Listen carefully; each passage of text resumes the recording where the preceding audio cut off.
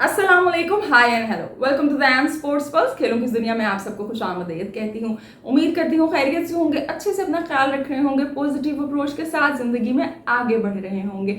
और जनाब, कल आप लोगों से मुलाकात नहीं हो सकी इस वजह से कि जो आज की वीडियो है इसके थोड़े से लंबा होने के कुछ खतरात मौजूद हैं। सो अगर वीडियो लंबी हो जाती है तो कोऑपरेट कीजिएगा, बर्दाश्त कीजिएगा। टॉपिक्स जो हैं थोड़े से ज़्यादा हैं, उनको जल्दी जल्दी कवर करने की कोशिश करते हैं। सबसे पहले तो भाई लास्ट वीडियो में एक व्यूअर है, मेरे ख्याल से अरविंद उनका नाम है, उन्होंने कहा कि भाई एन आप चैंपियंस ट्रॉफी पे क्यों बात नहीं कर रही हैं। तो जी, एन चैंपियंस ट्रॉफी पे बात कर चुकी हैं। इससे पहले जो भी अपडेट्स आई थी या जो खबरें आ रही थी, इवन जो मीटिंग हुई पिछले दिनों, इसकी भी ये जो खबर है मैं वीडियोस में दे चुकी थी पिछली। सो मैंने मज़ीद क्यों बात नहीं की, क्या वजह रही या मेरा क्या पॉइंट ऑफ व्यू है, ये मैं आपको ज़रूर आज बताऊंगी और इस टॉपिक को ज़रूर टच करेंगे कि ऐसा क्या है कि भाई लोग तो इतनी लंबी लंबी वीडियोस कर रहे हैं चैंपियंस ट्रॉफी के टॉपिक पर और एन जो है वो बात ही नहीं कर रही चैंपियंस ट्रॉफी पे। ऐसा क्या हो गया भाई, आपको बताएंगे वीडियो में आगे चल के। इसके साथ साथ इंडिया का जो टूर है श्रीलंका का, उसके लिए इंडिया ने तो अपनी जो स्क्वाड्स हैं ओडीआई और T20 दोनों अनाउंस कर दी, लेकिन अब जो श्रीलंका है उसने ओडीआई की तो अनाउंस नहीं की है अभी तक, लेकिन T20 की जो स्क्वाड है उसको अनाउंस कर दिया है विद आ न्यू कैप्टन। यानी कि जो हसरंगा स्टेप डाउन हुए थे वर्ल्ड कप की बुरी परफॉर्मेंस की वजह से कैप्टनसी से, उसके बाद एक नए कैप्टन श्रीलंका को लीड करने जा रहे हैं। कौन से कैप्टन हैं, क्या अपडेट्स हैं, कौन से नए नाम आप देखेंगे, कौन से पुराने नाम कम बैक करने जा रहे हैं, इस सब पे आपसे बात करेंगे। इसके साथ साथ जो वुमेन्स टीम है, चाहे वो इंडिया की है चाहे पाकिस्तान की है, वो एशिया कप में परफॉर्म कर रही हैं और इस हवाले से आपसे बात करेंगे। और जो कोच हैं वसीम, मोहम्मद वसीम, जो कि कुछ ना करके भी काफ़ी मशहूर हो चुके हैं, उन पे बात करेंगे। उनकी एक स्टेटमेंट आई है, वुमेन्स टीम ने जो 2 मैच जीते हैं यूएई और नेपाल के खिलाफ, उसके बाद उन्होंने क्या स्टेटमेंट दी है, इस पर आपसे कुछ बात करेंगे क्योंकि जो पॉइंट्स उन्होंने मेंशन किए हैं ना, वो इस काबिल हैं कि उन पर कुछ ना कुछ तो हम भी बात करें। इसके अलावा जनाब और क्या बात करेंगे हम आज, देखें मैं चीटिंग जो है साथ लेके आई हूँ, सारे टॉपिक्स में लिख के लेके आई हूँ, कोई मिस आउट ना हो जाए। सो जी, ओलंपिक्स पे बात करेंगे। ओलंपिक्स पे कुछ ऐसे खिलाड़ी हैं कि जो अपना लास्ट ओलंपिक खेलने जा रहे हैं, सो उनका जिक्र बेहद ज़रूरी है, उनका ज़रूर हम जिक्र करेंगे आज के प्रोग्राम में। इसके अलावा एक स्टेटमेंट पिछले दिनों आई थी जो कि प्रोग्राम में शामिल नहीं हो सकी, लेकिन अब मैं उसे ज़रूर शामिल करना चाहती हूँ क्योंकि जनाब ये जो सुब्रमण्यम हैं, इन्होंने स्टेटमेंट दी और इन्होंने ये जो गायकवाड को शामिल नहीं किया गया, इसके ऊपर कुछ स्टेटमेंट दी है। और इसी से मिलती जुलती स्टेटमेंट इसी चैनल के एक व्यूअर हैं अमित गयास, उन्होंने भी एक दफ़ा दी थी। तो इससे आप कितना अग्री करते हैं इस स्टेटमेंट से, इसको प्रोग्राम में हम वो डिस्कस करेंगे। मैं आप लोगों से जानना चाहूँगी कि आप इस स्टेटमेंट से कितना अग्री करते हैं, क्या वाकई ये हकीकत है जो सुब्रमण्यम ने मेंशन किया है। तो आइए जी प्रोग्राम का आगाज़ करते हैं। सबसे पहले किससे आगाज़ करते हैं, सबसे पहले जनाब बात कर लेते हैं श्रीलंका की। श्रीलंका के टूर की बात करें जो कि इंडिया करने जा रहा है, इससे जो लास्ट टूर किया था वो 2021 में किया था और उस टूर की अभी बड़ी बात हो रही है। मैं बाज़ लोगों को सुन रही थी डिफरेंट चैनल्स के ऊपर, यूट्यूब पे या आर्टिकल्स में पढ़ रही थी कि बार बार इस चीज़ को मेंशन किया जा रहा है भाई कि इससे पहले इंडिया जो है वो श्रीलंका के खिलाफ 2021 में T20 सीरीज़ हार चुका है। तो क्या इंडिया की टीम इस दफ़ा सीरीज श्रीलंका को हरा पाएगी? तो मैं इस टॉपिक पे ज़रूर बात करना चाहूँगी क्योंकि जब 2021 में जो इंडिया था जो T20 सीरीज़ हारा था, तब ऐसा क्या हुआ था कि इंडिया की टीम वो T20 सीरीज़ हार गई थी। हालांकि ज़्यादा पुरानी बात नहीं है, लेकिन लोगों की जो मेमोरी है उसको रिफ़्रेश करना बेहद ज़रूरी है। कुछ भूल रहे हैं जो कि हम याद दिलाएंगे, लेकिन इससे पहले जो श्रीलंका की स्क्वाड है उसे देख लेते हैं। और जनाब स्क्वाड के अंदर ऑफ कोर्स नए कैप्टन लीड करेंगे और श्रीलंका में ये बात है कि जब भी कोई कैप्टन फेल हो जाता है, इससे पहले जो दोशंका हैं वो भी इसी तरह कैप्टनसी से वो स्टेप डाउन हो गए थे और इससे पहले कुसाल मेंडिस जो थे वो कैप्टन थे, उनको खुद से हटा दिया गया था। तो श्रीलंका में इस तरह के स्टेप्स लिए जाते हैं जो कि पाकिस्तान में काफ़ी मुश्किल है। भाई बाबर आजम को कैसे कैप्टनसी से हटा दें, ऐसा कैसे हो सकता है? वो तो मेरे ख्याल से अपने वो जो उनके राइट्स हैं ना, ह्यूमन राइट्स, उनमें लिखवा के लेके आए हैं कि बाबर आजम ने खेलना है तो ऐसे कैप्टन खेलना है, और अगर आपने उनको कैप्टनसी से हटाने की बात की तो बड़ा ही गलत हो जाएगा। लेकिन चलें, टॉपिक किसी और तरफ जा रहा है, अभी ज़रा श्रीलंका की बात कर लेते हैं। तो जी असलंका लीड कर रहे हैं, new captain as a lead करेंगे चिराग असलंका। इससे पहले IPL में कैप्टनसी ये कर चुके हैं। और जो कुछ नाम मैं यहाँ पे मेंशन करना चाहूँगी, एक जो बड़ा सेटबैक हुआ है वो ये हुआ है कि जो चमीरा हैं उनको रूल आउट कर दिया गया है, वो रूल आउट हो गए हैं ड्यू टू इंजरी। चमीरा बड़े अच्छे फास्ट बॉलर हैं और इंजरी पॉर्न है, इंजरी से स्ट्रगल करते रहते हैं, और अभी फिर ड्यू टू इंजरी वो नहीं खेल पाएंगे। और उनकी जगह जो मीडियम पेसर खेलने जा रहे हैं वो हैं असीता फर्नांडो, जो कि रिप्लेसमेंट है चमीरा की। और ये इससे पहले लास्ट टाइम मेरे ख्याल से ये एशिया कप में खेले थे 2022 में इंडिया के खिलाफ, और वो मैच श्रीलंका ने एशिया कप में इंडिया को हरा दिया था। तब इंडिया की फॉर्म अच्छी नहीं चल रही थी, और अगर आप लोगों को याद हो तो पाकिस्तान के 2 मैचेस हुए थे, एक इंडिया ने पाकिस्तान को हरा दिया था, फिर इंडिया ने पाकिस्तान को हराया था, फिर पाकिस्तान ने इंडिया को हरा दिया था। लेकिन फिर उसके बाद इंडिया ने इसी फॉर्म के बाद, ये 2022 उनका अच्छा नहीं गया था, चाहे आप T20 वर्ल्ड कप की बात कर लेंगे, एशिया कप की बात कर लें, लेकिन फिर उसके बाद आप देखें इंडिया ने कम बैक भी कैसा किया ज़बरदस्त एज ए टीम। और अगर हम दूसरे कुछ खिलाड़ियों की बात करें तो एक कम बैक होने जा रहा है जनाब, काफ़ी अर्से बाद खेलते हुए हमें दिखाई देंगे। यहाँ पे अगर हम देखें तो जनाब यहाँ पे चंदीमल जो हैं, दिनेश चंदीमल, ये काफ़ी अर्से के बाद T20 में आपको खेलते हुए दिखाई देंगे। इसके अलावा जनाब देखें तो ला लीगे जो हैं वो आपको खेलते हुए दिखाई देंगे। जो ला लीगे हैं ये आपको एशिया कप याद आ रहा होगा लास्ट के, जिसमें इंडिया के खिलाफ जो वाहिद एक खिलाड़ी खड़े हो गए थे वो ला लीगे थे। बॉलिंग भी बड़ी अच्छी की थी और बैटिंग भी अच्छी की थी। सो जो ला लीगे हैं वो इंडिया के खिलाफ दोबारा से उनको चांस दिया जा रहा है। इसके अलावा जब आप दीगर नाम देखते हैं तो एक डेब्यू होने जा रहा है इसके अंदर, और जो डेब्यू नेम है वो है चमिंदो कमारिका सिंघे, जो कि दमोला सिक्सर से खेलते रहे हैं LPL में। और जो वनिंदु हसारंगा है वो एज ए कैप्टन तो स्टेप डाउन हो गए हैं, लेकिन जनाब एज ए प्लेयर वो बड़ा इंटेग्रल पार्ट है और एज ए प्लेयर वो खेल रहे हैं। और जो दीगर नाम है ये आप लोगों की स्क्रीन पे हैं, ये आप लोग देख सकते हैं। जो दीगर नाम है, कुछ जो तब्दीलियाँ थी या कुछ ऐसे नाम जो कम बैक कर रहे थे वो हमने आपको उसको बाद में बता दिए हैं। इसके अलावा जो लोग कह रहे हैं कि जनाब 2021 में श्रीलंका ने इंडिया को हराया था, बिल्कुल जनाब 2021 में श्रीलंका ने 2008 के बाद 2021 में श्रीलंका ने इंडिया को बायलैटरल सीरीज़ हराई थी किसी भी फॉर्मेट में। बहुत बड़ा ये मौका था श्रीलंका के लिए एज ए टीम, लेकिन इसके लिए हमें ज़रा 2021 में जाना पड़ेगा, क्योंकि जब 2021 में ये सीरीज़ खेली गई थी तब कोविड आउटब्रेक था। ये जो सीरीज़ है ये 2020 में होनी थी, लेकिन फिर कोविड की वजह से 2021 में हुई थी, बल्कि 2021 में भी थोड़ी सी लेट हो गई थी क्योंकि श्रीलंका के कैंप में कोविड का आउटब्रेक हो गया था। और ODI सीरीज़ जो थी वो इंडिया ने जीत ली थी 2-1 से।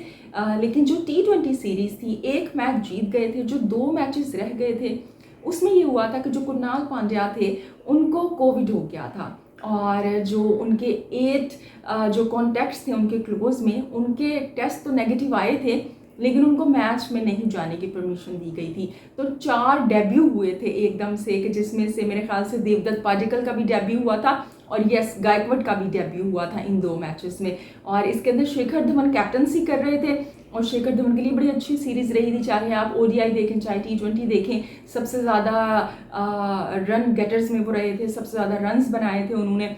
और जो वाइस कैप्टनसी कर रहे थे, ये नाम आप लोगों के लिए थोड़ा सा हैरान कुन हो अगर आप भूल चुके हैं तो, वो कर रहे थे जनाब भुवनेश्वर कुमार जो थे वो वाइस कैप्टन थे इस सीरीज़ में।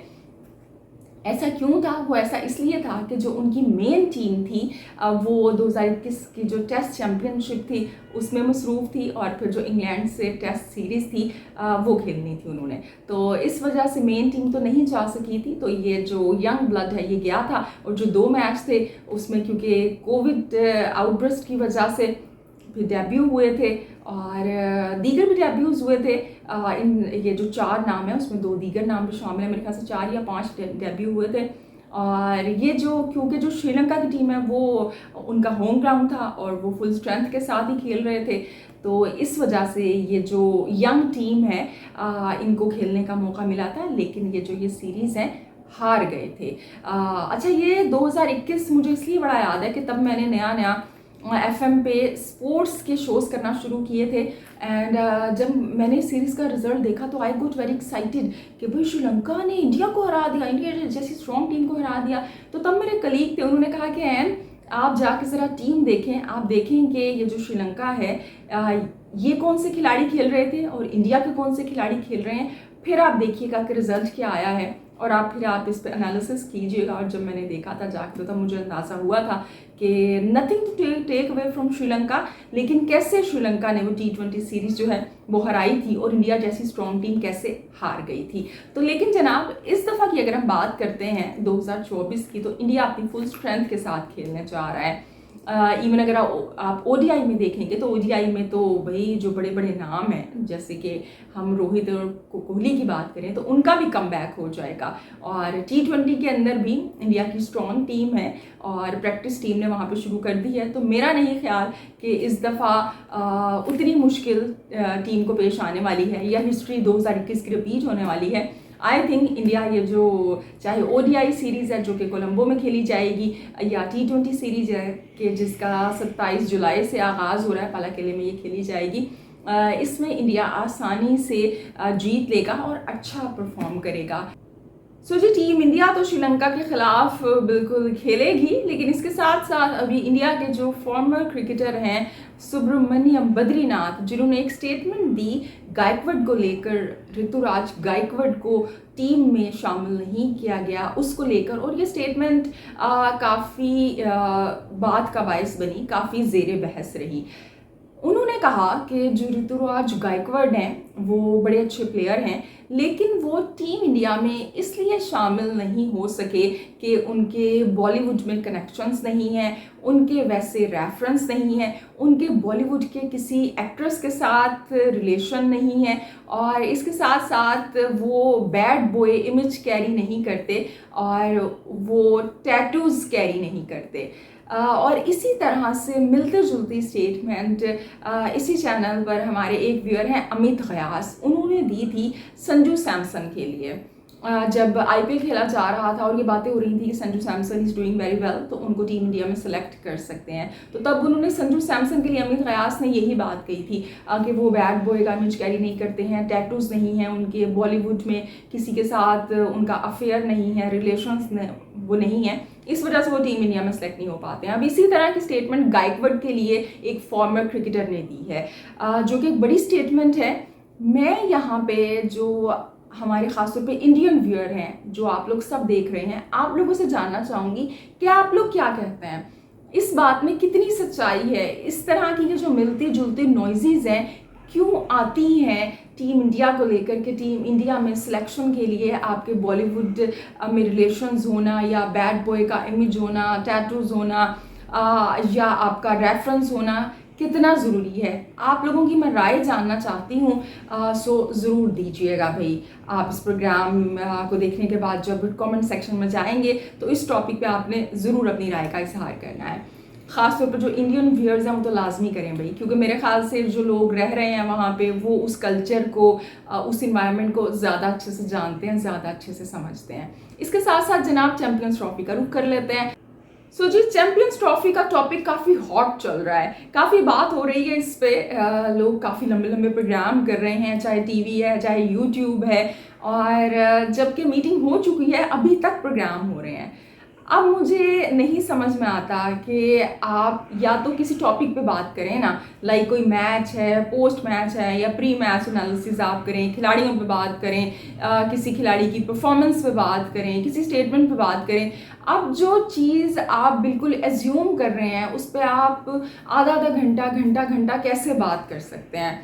कोई खबर हो कोई चैंपियंस ट्रॉफी से रिलेटेड, बिल्कुल समझ में आता है। अभी आईसीसी की मीटिंग हुई थी कि जिसमें बजट पास कर दिया गया और उसके अंदर भी कोई ऐसी बात सामने नहीं आई जो कि वेन्यू को लेके की गई हो, ना ही इंडिया की जानिब से कोई ऑब्जेक्शन उस मीटिंग में सामने आया कि भाई कोई ऑब्जेक्शन कर दिया हो या पाकिस्तान की जानिब से कोई इस तरह की स्टेटमेंट सामने आई हो।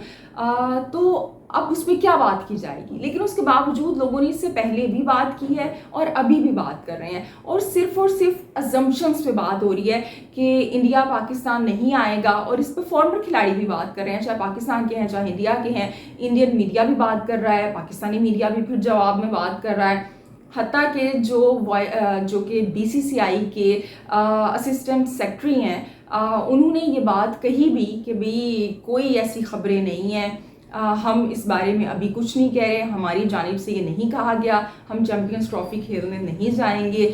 लेकिन खुद से ही अजम्पशंस पे बातें हो रही हैं। अब मेरे ख्याल से जो लोग अजम्पशंस पे बातें कर रहे हैं कि इंडिया नहीं आएगा तो क्या होगा, अब जेशा के दिमाग में क्या चल रहा है, वो क्या कॉन्स्पिरेसी कर रहे हैं, ये सिर्फ और सिर्फ टाइम किलिंग है। ये सिर्फ और सिर्फ उस टॉपिक पे बात करना है कि जिस पे आपको पता है कि आपको व्यूज़ मिलेंगे या लोग आके जनाब ज़रूर आपके टॉपिक पे क्लिक करेंगे कि अच्छा चैंपियंस ट्रॉफी की बात हो रही है, चाहे वही आप अजम्पशंस बता रहे हैं। बल्कि बाज़ लोग तो एग्जेजरेट कर रहे हैं, चाहे पाकिस्तान के हैं तो इंडिया के हैं। तो भाई मैं तो इसे टाइम का ज़्यादा समझती हूँ।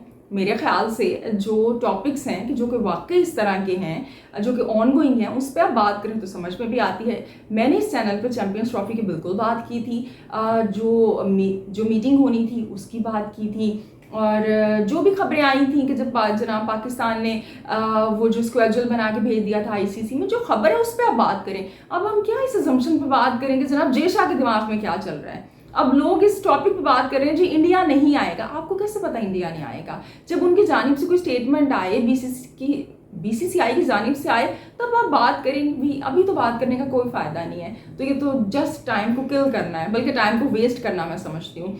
और बाज़ लोगों ने कहा कि भाई आप लोग यानी मैं अपना पॉइंट ऑफ व्यू बताऊँ कि चैंपियंस ट्रॉफी पे क्या है। तो मेरा पॉइंट ऑफ व्यू यही है कि भाई ये कोई पाकिस्तान का इवेंट तो है नहीं, ना ये इंडिया का इवेंट है, कोई बायलैटरल सीरीज़ नहीं है, ये आईसीसी का इवेंट है। सो आईसीसी इसको प्लान करे और आईसीसी मेक श्योर करेगा भाई कि सारी टीम्स यहाँ पे आएँ और खेलें। और अगर कोई प्रॉब्लम होगी तो वो भी आईसीसी को होगी, और अगर कोई इस तरह की प्रॉब्लम होगी तो वो सामने आ जाएगी हमारे। जब सामने आएगी तो बात करेंगे। इंडिया को मेन सिक्योरिटी को लेके इश्यूज हैं।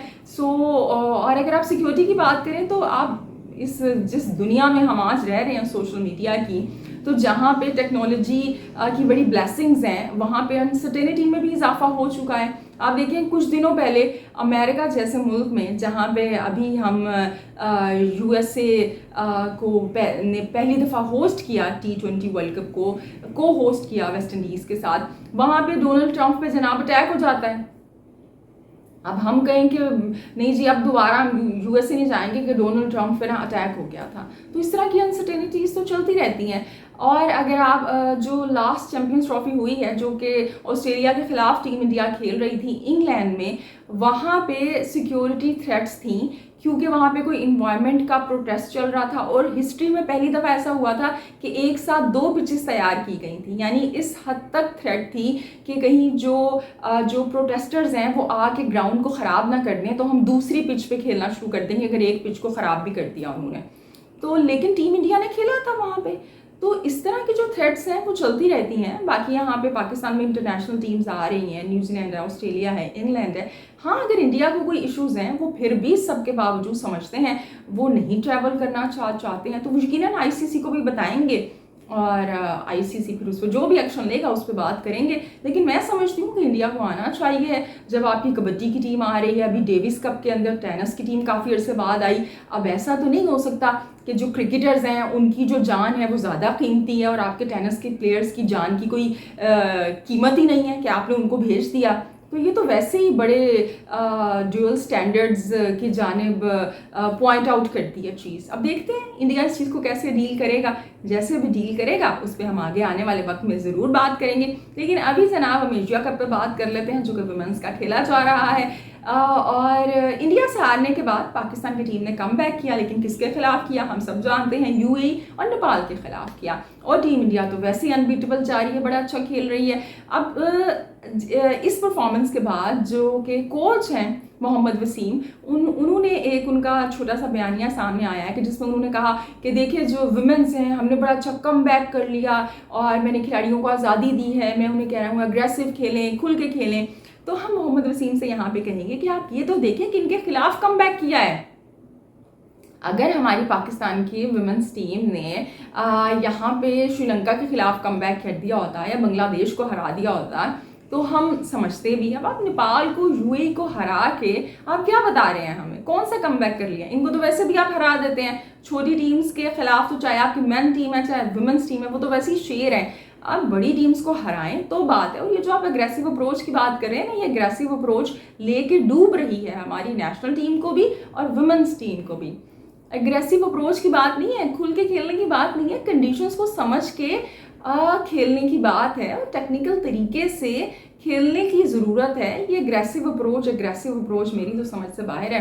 मोहम्मद वसीम ने नहायत ही फजूल सी स्टेटमेंट दी है। अगर आप जो लोग चाहें तो आप भी जाके जनाब इसको बिल्कुल सुन सकते हैं। वो जो छोटा सा उनकी एक स्टेटमेंट पीसीबी ने यूट्यूब पे अपलोड की है। इसके अलावा जनाब ओलंपिक्स से बात कर लेते हैं, क्योंकि इस दफ़ा ओलंपिक्स में हम कुछ ऐसे खिलाड़ियों को देखेंगे जिनका ये लास्ट ओलंपिक होगा। आइए उनकी बात करते हैं। सबसे पहले जनाब एंडी मरे की बात कर लेते हैं। Who is the only player जो कि टेनिस के अंदर सिंगल्स में ओलंपिक के 2 गोल्ड मेडल जीत चुके हैं 2012 2016 में। और इस दफ़ा वो मिडल में वो नहीं खेल सके because he was suffering from an injury. लेकिन अब उनकी स्टेटमेंट सामने आई है एंड ही सेड कि ये जो ओलंपिक्स 2024 है पेरिस का, it will be his last outing. तो वो लास्ट खेलेंगे तो जो उनके फ़ैन हैं और जो टेनिस के फैंस हैं उनके लिए बड़ा स्पेशल मोमेंट होगा। लेकिन इसके साथ साथ जो राफेल नडाल हैं जो कि 22 ग्रैंड स्लैम जीत चुके हैं, एक लिविंग प्लेइंग लेजेंड है टेनिस की दुनिया में, वो भी ओलंपिक्स में अपना जो कि मेरे ख्याल से लास्ट ओलंपिक है वो खेलने जा रहे हैं। सो ये उनका भी लास्ट ओलंपिक होगा, उनके लिए भी ये एक बड़ी स्पेशल मोमेंट होगी। इसके अलावा इंडिया की बात करें तो इंडिया के जो हॉकी प्लेयर हैं कि जिनको वॉल ऑफ इंडिया हॉकी कहा जाता है, पीआर श्रीजेश, उन्होंने अपनी जनाब रिटायरमेंट का ऐलान कर दिया है और उन्होंने कहा है कि पेरिस ओलंपिक्स में ये जो वेटरन गोल कीपर हैं इनकी लास्ट अपीयरेंस होगी। और अगर हम इनकी बात करें तो 2006 में इन्होंने अपना डेब्यू किया था और उसके बाद ये 328 इंटरनेशनल गेम्स खेल चुके हैं।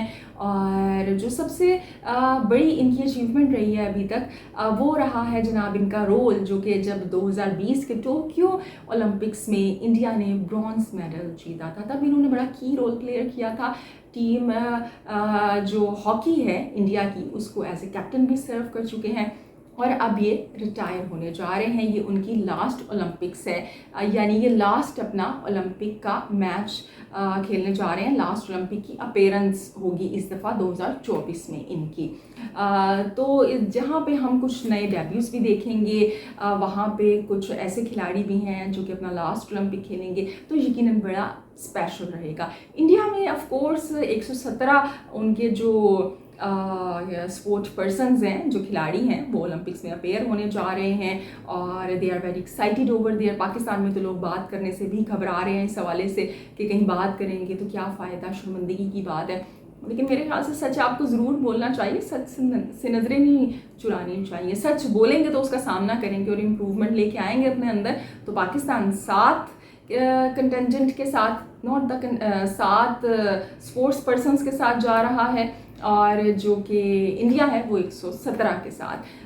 तो टीम इंडिया को जनाब ओलंपिक्स में जो खिलाड़ी परफॉर्म करेंगे उनको बेस्ट ऑफ लक है। पाकिस्तान की जानिब से भी जो रिप्रेजेंट करने जा रहे हैं उनको बेस्ट ऑफ लक है कि इतने कम रिसोर्सेज के होते हुए और इतने मुश्किल हालात में अपनी विल की बिना पे वो जैसे पाकिस्तान को रिप्रेजेंट करने जा रहे हैं। सो ये एक हमारे लिए बहुत ज़्यादा अहमियत की बात है और उनको बेस्ट ऑफ लक कहेंगे। और ये था आज का प्रोग्राम। अब आप लोगों से कल मुलाकात होगी। अपना ढेर सारा ख्याल रखिएगा, फीडबैक ज़रूर दीजिएगा, हंसते मुस्कुराते रहिएगा क्योंकि आप मुस्कुराते हुए बहुत अच्छे लगते हैं। अल्लाह निगहबान।